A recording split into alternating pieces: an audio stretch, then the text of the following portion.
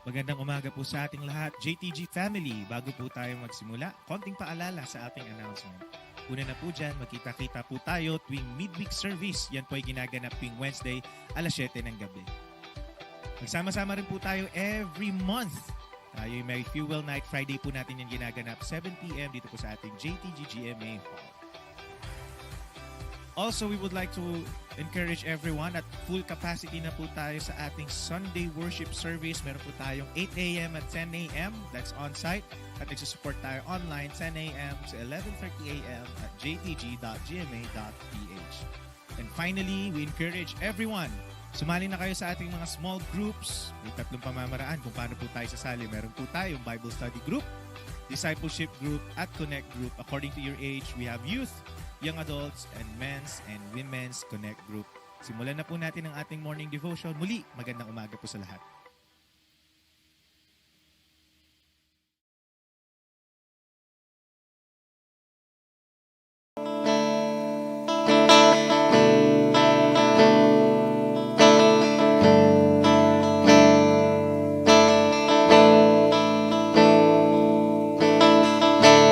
Di na kayang mabuhay kung wala ka, O Diyos. Di na kayang mawalay sa piling mo, O Jesus. Kaya nahanap-hanap ka at sa'yo'y sasamba. Kaya nga ang nais ko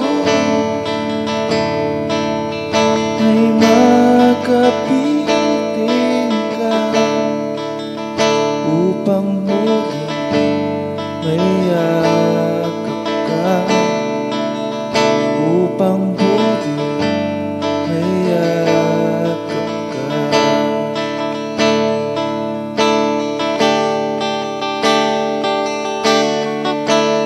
Di na kayang mabuhay kung wala ka, O Diyos.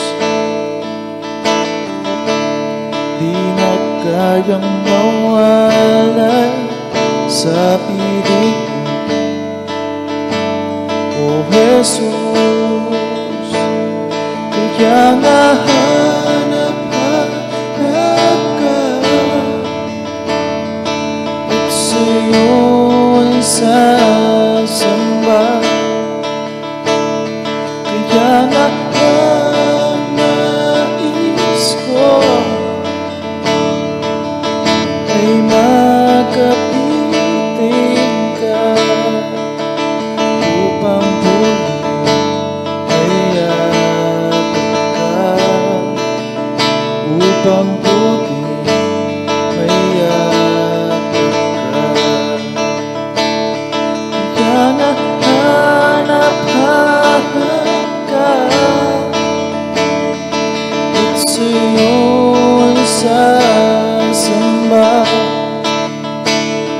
Kaya nga ang nais ko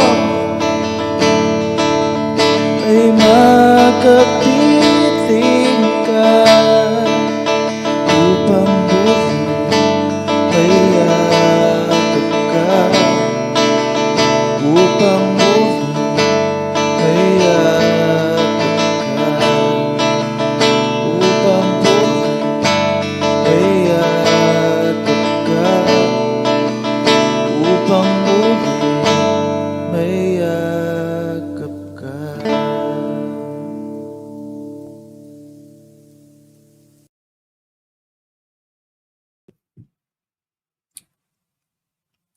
Isang mapagpalang umaga po sa bawat isa.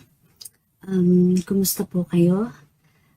Ako po ay bumabati ng isang maligayang bagong taon po sa inyo pong lahat. At muli po sa umagang ito, isang panibagong taon na ating pong kakaharapin. Tayo pong muli ay mag-aaral po ng salita ng Diyos. At isang pag-aaral na magbibigay po sa atin po ng encouragement para po sa ating pong panibagong taon na ating pong kakaharapin. So, bago po ang lahat, tayo po ay manalangin. Dakilang Diyos, sa umagang ito, nagpapasalamat po kami sa iyo pong katapatan, sa iyo pong kadakilaan, Panginoon, at sa iyo pong pagmamahal, Ama, sa buhay ng bawat isa sa amin. Salamat po muli sa panibagong taon na amin pong kakaharapin, O Diyos, at muli sa amin pong pakikinig at pag-aaral ng iyo pong mga salita. Panginoon, patuloy pong dumaloy, Panginoon, ang mga sariwang kapahayagan, Panginoon, na nagmumula sa iyo. At dalangin po namin, Panginoon, patuloy mo pong buksan ang puso ng bawat isa sa amin upang lubos po naming maunawaan ang mensahe na nais mo pong ipahatid sa buhay ng bawat isa. Salamat po, Panginoon, at amin pong inaanyayahan ang iyo pong kapangyarihan at ang iyo pong banal na Espiritu Santo sa amin pong pag-aaral. Salamat po, Ama, pinupurit sinasamba, niyadakila at iniwalhati ka po namin, O Diyos, sa pangalan ni Jesus. Amen. So, ayun po, natapos na po ang ating pong 2023. Ayan po na marami pong mga pangyayari at naganap sa ating pong mga buhay. Marami pong mga pagsubok. Amen po ba? Pagsubok sa pamilya, mga pagsubok sa ating pong mga paglilingkod, maging sa ating pong mga personal na buhay, at maging sa ating pong bansa, at hindi lang po sa ating pong bansa, maging sa buong mundo.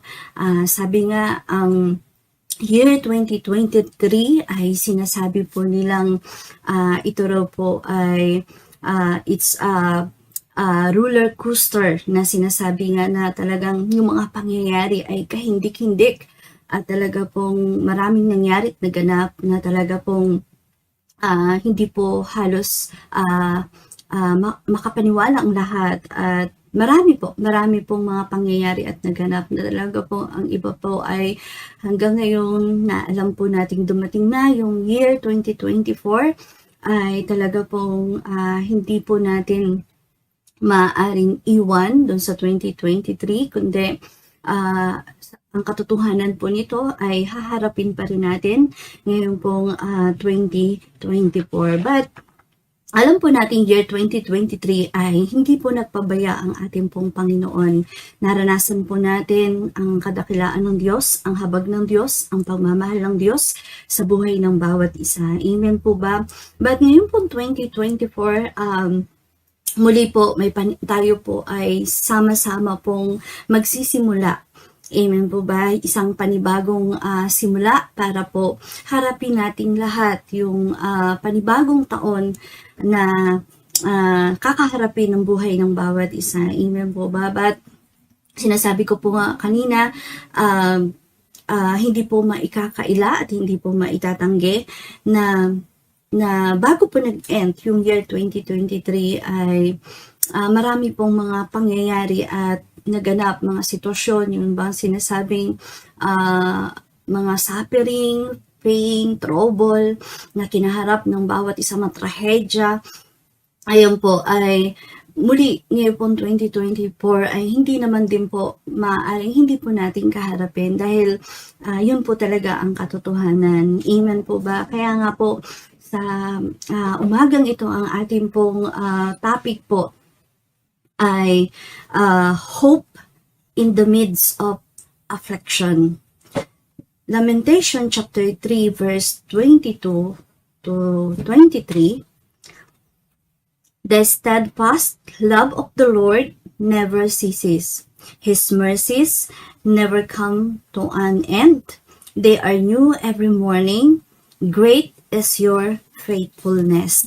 So, sinasabi po dito sa ating pong talata na ating pong binasa, sinasabi pong napakatatag po ng pag-ibig ng ating pong Panginoon at kailanman ang kanya pong awa at habag ay hindi po nawawala, hindi po nagwawakas. Ito po, ang biyaya at habag po ng Panginoon ay, ito po ay lagi pong sariwa, ito po ay lagi pong bago. Amen po ba? So, napakadakila po ng katapatan ng ating Panginoon. At pinaparimain po ng talatang ito sa buhay ng bawat isa na ang pag-ibig at awa ng Diyos ay wala pong hanggan, at ang ito po ay sinasabi nga po, sabi ko nga po kanina, ito po ay lagi pong bago. Kaya po, ang mensahe ng pag-asa at kapanatagan, lalo na po sa panahon ngayon, ay lalo po nating kailangan dahil marami pong mga sitwasyon at marami pong mga tao ngayon na talaga pong nandun po sa kawalan na ng pag-asa, nandun po sa sobrang sakit na kanila pong pinagdadaanan, nasa pagdurusa, at ang iba po ay nasa matindi pong trahedya, pagsubok. Amen po ba? Yung mga bansa ay naglalaban-laban po at hindi naman po lingid po sa atin pong lahat yan, yung mga pangyayari at nagaganap. At hanggang ngayon po ay nangyayari po. Amen po ba? But ito pong may akda ng lamentation or panaghoy na si Jeremiah po ay ito pong mga panahon na ito, sila rin po ay dumadaan po sa matinding pagsubok. Ang kanila pong bansa ay dumadaan po sa matinding trahedya at pagdadalamhati. But sa kabila po ng sitwasyon na ito ay napanatag ang kalooban ni Jeremiah dahil nakita niya po sa kaalaman na ang pagmamahal at awa ng Diyos ay magpasawalang hanggan. Wala pong katapusan. Kaya ito pong talatang ito ay mabisa pong pagpapaalala na ng pagmamahal ng Diyos, ang awa ng Diyos ay nandyan po palagi sa atin. Kailanman ay hindi po nawawala. Amen. Kaya in the midst of affliction, the Lord's great love. Amen po. Napakadakila po ng pag-ibig ng Panginoon. At sa gitna po ng trahedya, sa gitna ng mga pagsubok, sa kabila ng mga sitwasyon, mga laban, yung sobrang yung sakit na nararamdaman, amen, mga sinasabing mga sakripisyo, minsan naiisip ng tao na para bagang malayo na sa kanila ang Diyos. Naiisip na nila na para bagang pinabayaan sila ng Panginoon at nawawalan na sila ng pananampalataya sa Diyos. Kapatid, kung yan po ang iyo pong kaisipan sa mga oras nito, huwag po nating maisip yung mga ganyang bagay po. Dahil isipin po natin na ang pagmamahal ng Diyos po ay naandyan po palagi sa atin. Huwag pong sumagi sa ating pong kaisipan ni matukso or ma-entertain sa ating kaisipan na ang Diyos ay tila ba wala nang malasakit sa atin. Amen po ba? So, dakila po ang pagmamahal ng Diyos. Isaisip po natin na dakila po ang Diyos. At ito pong atin pong pinag-uusapan sa umagang ito, yung talata na atin pong pinag-uusapan ay patuloy pong nagpapaalala ng pagmamahal at kadakilaan ng Panginoon. At sa paglipas ng mga taon, ang pag-ibig po ng Panginoon ay patuloy pong nahahayag sa atin.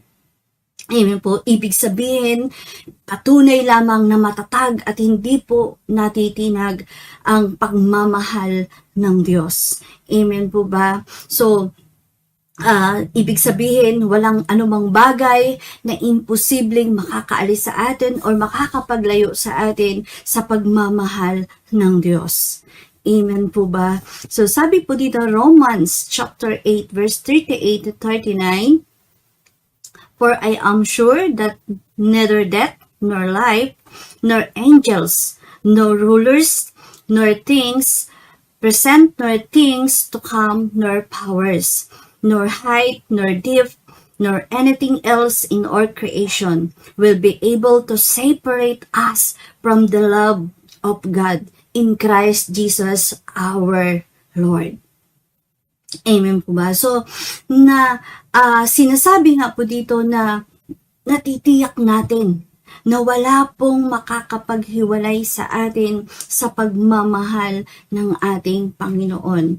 Amen. Kahit ano pong bagay ang mga nangyayari ngayon sa atin, sa buong mundo, hindi po yan ang makakapaghiwalay sa atin sa pagmamahal ng Diyos sa atin.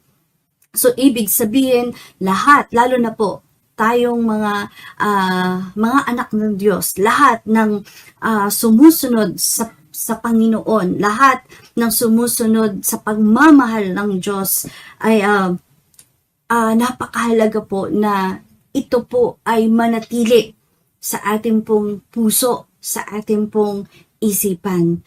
Amen po ba? So, nandyan po lagi ang pagmamahal ng Diyos. Roma 8 chapter 18, the pain that you have been feeling cannot compare to the joy that's coming. Kaya sabi ko nga po kanina, ano man yung mga sitwasyon na pinagdadaanan, mga tiisin, mga suliranin, hanggang ngayon sa kasalukuyan, hindi po kayang ikumpara at hindi po maihahambing doon po sa kalwalhati ang mahahayag po sa atin balang araw. Amen po. Amen po ba? Kaya, in the midst of affliction, His compassion never fails. So, yung habag ng Diyos kailanman ay hindi po nagkukulang. Amen po ba? Ang habag ng Diyos, ang awa niya, ayan po ay bunga ng kanya pong pagmamahal. Amen po. Dahil ang kanya pong pag-ibig ay matatag at walang hanggan at wala pong katapusan. Ni ang kanya pong habag ay wala pong hangganan. Amen. Ganun po ang ating pong Diyos. Amen. Ganun po ang ating Diyos na pinaglilingkaran. Amen po ba? So, in the midst of affliction, God's mercies are new every morning. Amen. Ang awa at habag ng Diyos ay bago po lagi. Amen. Ang awa at habag ng Diyos ay bago tuwing umaga.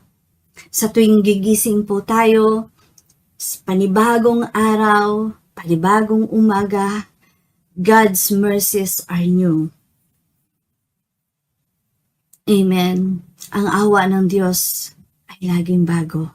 Amen po ba? Ito po ay pagpapakita pa rin po ng isa pang paraan ng pagpapakita sa atin ng awa ng Diyos. Hindi kailanman, ang awa ng Diyos, hindi kailanman nauubos. Amen. Tulad ng mga naririnig natin, yung mga hugot line ngayon na sinasabi nilang ubos na sila. Parang lagpas-lagpasan na yung mga sitwasyon at kalagayan nila. Para bang tila ba hindi na nila kaya. Nauubos na sila.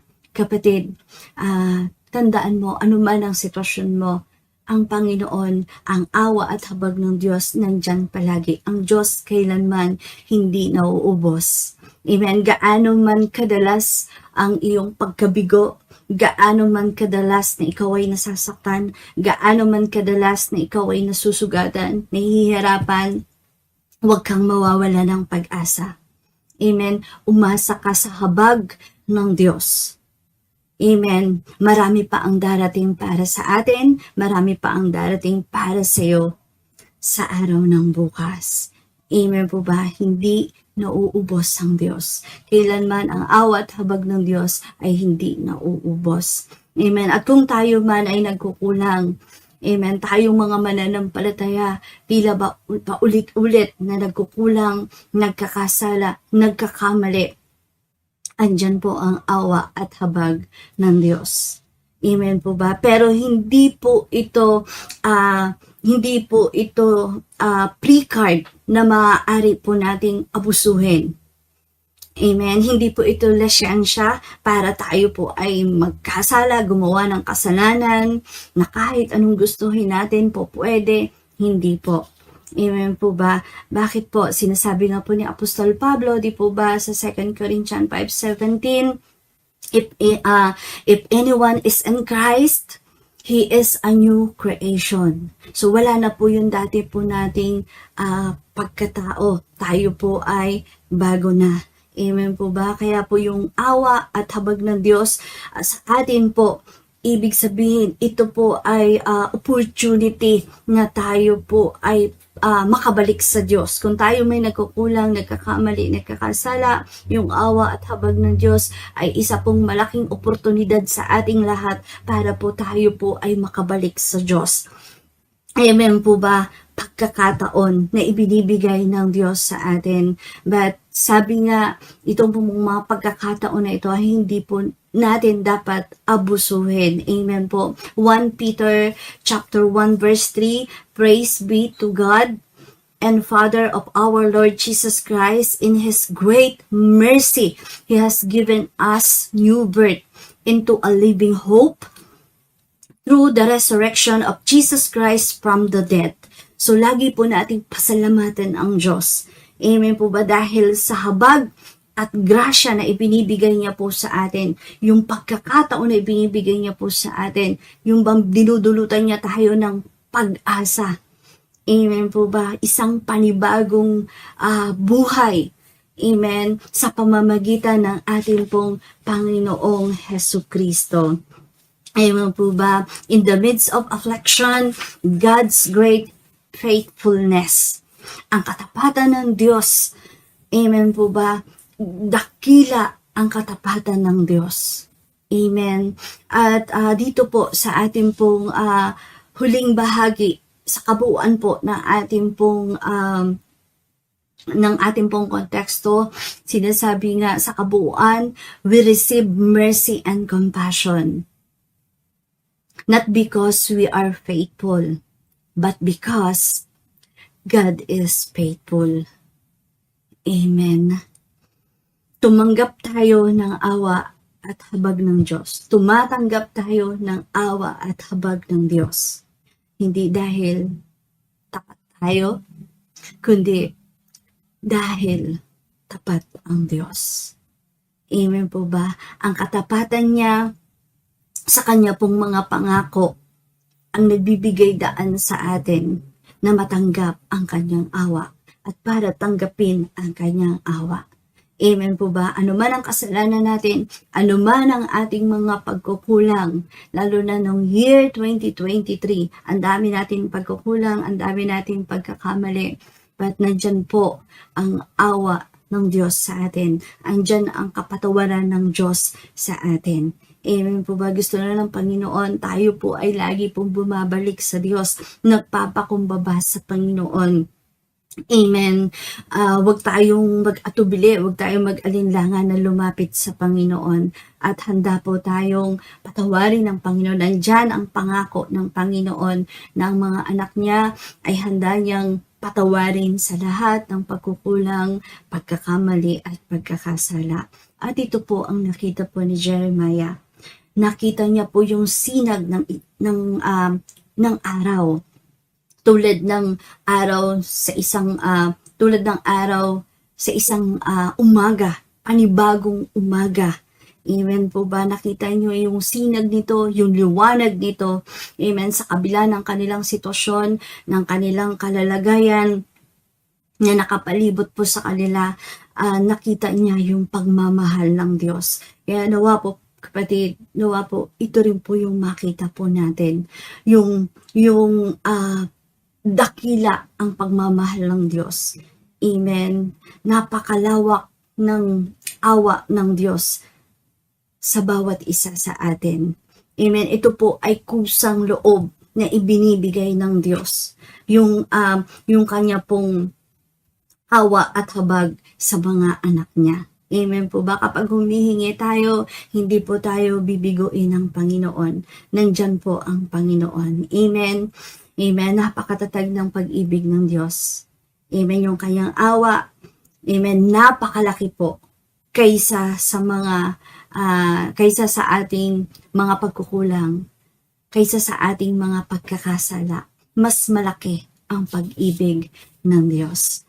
Amen po ba? Kaya po ngayon po, isang panibagong taon na ating pong kinakaharap ngayon pong 2024. Amen. Linisin po natin ang ating pong mga sarili. Layuan po natin ang pagkakasala. Amen po ba? Amen. At para ito pong panibagong taon ay makaharap po tayo ng matibay at matatag ang ating pong loob. Amen po ba? Walang kinakatakutan, walang pangamba, dahil naniniwala tayo at nananampalataya tayo, nararanasan natin ang pagmamahal ng Diyos. Amen po ba? Lalo na tayo mga Kristiyano, tayo po ay nasa ilalim ng biyaya at habag ng Panginoon. Amen. Nandyan ang ating pong pag-asa sa Diyos. Amen. Na ibinibigay ng Diyos sa atin ay lagi pong bago. Amen po ba? At tayo po ay ipanatag natin ang ating pong kalooban, ang ating pong mga puso. Amen. Dahil ang Diyos po ang nagbibigay po sa atin ng pag-asa. Iingatan po tayo ng Panginoon, iingatan po tayo ng kanyang pagmamahal. Amen. Kaya ngayon po ay patuloy po nating ugaliin. Kung nagbabasa na po tayo ng Biblia, mas lalo pa po tayong magpahubog. Amen. Mas lalo pa tayong magbasa, magdili-dili ng salita ng Diyos. Dahil dito po, sa salita ng Panginoon, dito po natin makikita ang kanya pong mga pangako upang ito po sa panibagong taon na ito ay makakaharap po tayo ng dala-dala po ang pagpapala ng Diyos, dala-dala po ang pag-asa na nagmumula sa Diyos. Amen po ba? Kaya pahintuin po natin yung mga gawa ng kaaway sa ating pong buhay. Amen. At tayo po ay lubusan pong manampalataya sa Panginoon. Talunin natin yung kanya pong mga pandaraya. Talunin po natin yung mga pandaraya ni Satanas, yung kanya pong mga panliling lang sa ating pong mga buhay. I-overcome po natin ang ating pong mga kinakaharap na mga sitwasyon at kalagayan. Amen. Huwag po tayong lalayo sa presensya ng Panginoon. Amen. You can start this new year renew. Amen po ba? Kaya muli po ay maraming pong salamat sa inyo pong lahat. At isang panibagong taon po, ako po muli ay nagbabati sa inyo ng isang maligayang bagong taon. At to God be all the glory. Hallelujah, Jesus. Hallelujah, Lord God. Panginoon, sa oras na ito, muli, patuloy po kami nagpapasalamat, O God, sa umagang ito, na kung saan, Lord God, salamat sa salita mo na aming na-receive, Panginoon. At higit sa lahat, patuloy kang kumilos, Panginoon, sa bawat isa, Panginoon. At patuloy ko nga po itinataas sa iyo, O God, ang taong 2024, O God, na kung saan patuloy, O God, ma-prepare ang aming mga puso, Panginoon, sa muli, Panginoon, pagtahak ng year 2024. Higit sa lahat, Lord God, patuloy magkaroon ng humble heart, Panginoon, sa lahat, Panginoon, at higit sa lahat, Panginoon, patuloy kang kumilos sa bawat anak mo, O God, na patuloy umaasa sa iyo, Panginoon. Lord, lahat kami, Panginoon, ay umaasa sa iyo na magiging maayos ang pagpasok ng year 2024 at higit sa lahat, Panginoon, ang aming puso, Panginoon, ay patuloy namin binibigay at pinagkakatiwala sa iyo, O God. Higit sa lahat, patuloy kami, Panginoon, magpakumbaba at higit sa lahat, sundin ang nais mo para, Panginoon, ang bawat buhay namin, Panginoon, ay maging maayos, Panginoon. Alam namin, Panginoon, 2024, O God, ibubuhos mo ay yung mga pagpapala, Panginoon, sa lahat ng anak mo na patuloy, Panginoon, nagpapakumbaba at higit sa lahat, nagsusumamo sa iyo. Salamat po, O God, sa oras na ito. Balutan mo po ng Banal Dugo ang lahat ng mga salita na napakinggan namin. Higit sa lahat, ang aming puso, Panginoon, ay maiprepara at higit sa lahat, sundin namin, Panginoon, ang bawat ministeryo, Panginoon, na pinagkatiwala mo sa amin. Salamat po, O God, sa umagang ito, walang maitaas, walang maparangalan, kundi ikaw lamang, O God. Muli, sa iyo ang lahat ng papurit, pagsamba at pasasalamat sa dakilang pangalan ng iyong anak na si Jesus. Amen.